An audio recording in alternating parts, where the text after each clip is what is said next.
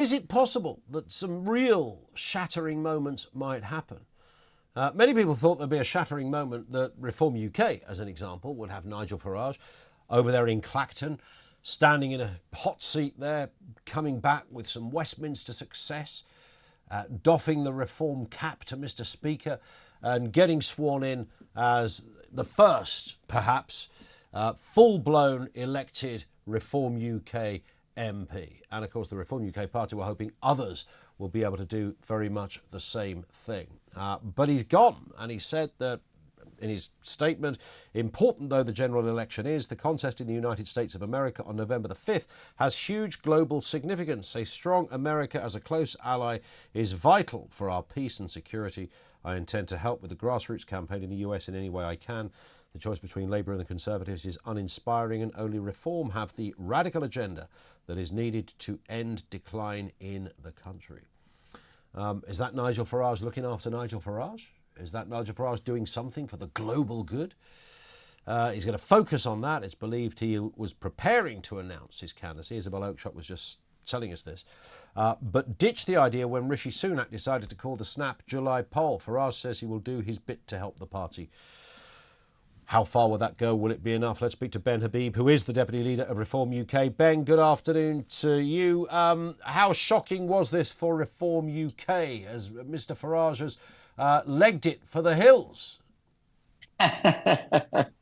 Wasn't shocking at all, because in order to leg it, he would have had to have been on the pitch in the first place. He wasn't on the pitch. You know, he's been working for a competitor news channel for the last couple of years.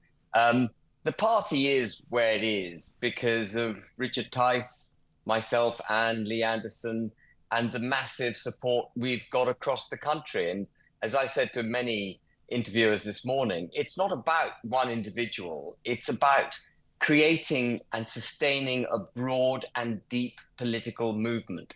What Reform UK wishes to achieve, which what we believe is required for the UK to achieve, is a policy agenda which is 180 degrees opposed to what the Conservative Party and the Labour Party wish to do. They're both basically down the same track, and we wish to change direction by 180 degrees. And in order to achieve that dramatic change in direction, it can't be down to one charismatic figure. It has to be a broad and deep political movement.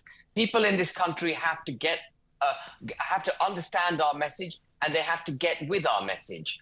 And that it's not about individuals. Yeah. That's far too narrow a way to look at this. We've got to champion the United Kingdom, the people of this country. The people of this country have to understand our message. And I believe that once they do understand our message, as indicated by our rapid rise in the polls over the last year, you know, we're going to make a medium, long-term political impact. And it looks, the polls look favourably in that respect for Reform UK. But there is the word on the street in Westminster is that, look, Farage, you're right, he's not the leader of the party. He's one person, but he has a big impact. He is a big voice.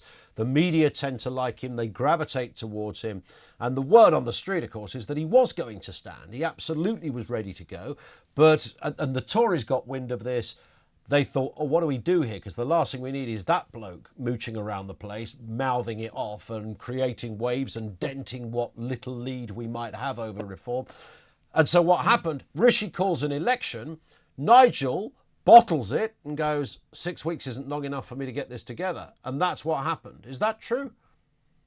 I think that is one version of an interpretation of events which we'll never fully understand. But I think the broader issues here are that the broader issues here, the broader issue here is that Rishi Sunak recognizes the reduction in inflation is a one-off, that inflation could rise again, the GDP is flatlining at best. He's not going to have the fiscal room to make any pre-election tax giveaways. No flights are going to take off to Rwanda. Immigration is going to remain out of control. And it was Reform UK that was rising in the polls. And so I think he made the calculation that going to November will allow Reform UK to get stronger, get its, as I was saying, we're rising in the polls. We would have continued to rise in the polls. And he would have had no good news to show. In fact, news may have gone in reverse. And crucially, those flights to Rwanda are never going to take off. And so he thought, right, he's the one who ran for the hills. Not Nigel Farage, it's Rishi Sunak who ran for the hills. Are you confident then that Reform UK will continue building on this momentum? There is something you are precluded in some respects, as are other smaller parties, by our voting system. The first past the post seems like a crunching injustice, I think, in many respects. We know how many seats you could deliver if it was a PR system. That isn't the one we have. It makes it very hard for you, very hard for parties like the Greens, even if we don't like them. It's a democracy. We're not North Korea, but they suffer the same problem as you guys do in this respect. So can you turn it around? I mean, you've got Lee Anderson already in place. It's quite likely that his constituency will vote him back in as a Reform candidate. But it's not foregone. And this is where it gets tricky, isn't it? It's very hard to put Reform bums on green benches when we have the current voting system we do. It's very hard. I mean, it's not just the voting system. It's the patronage of incumbency, the ability for the Conservative Party and Labour parties to, neuter their opposition, either through ennobling them or giving them knighthoods or cowing them because they've got, information on them. It's the mainstream media who incessantly talk about the two main parties and won't give us the airtime. It's Ofcom who will treat anyone who promotes Reform UK, with an extremely aggressive approach. The headwinds are massive. I don't underestimate the task ahead of us. And as I mentioned earlier, the agenda that we wish to deliver for the United Kingdom, which is a very simple one, putting the UK first, enforcing our borders, making policies for British business, British people, British working class, and so on. Very basic, sensible policies. But they're remarkable and radical in the way that we've been hijacked by the opposite form of policies by the Tories and Labour Party and the Labour Party. And so the task ahead for Reform UK is massive. Yeah. And yes, absolutely, Ian, it feels sometimes like we're at Dunkirk, and will this ever end?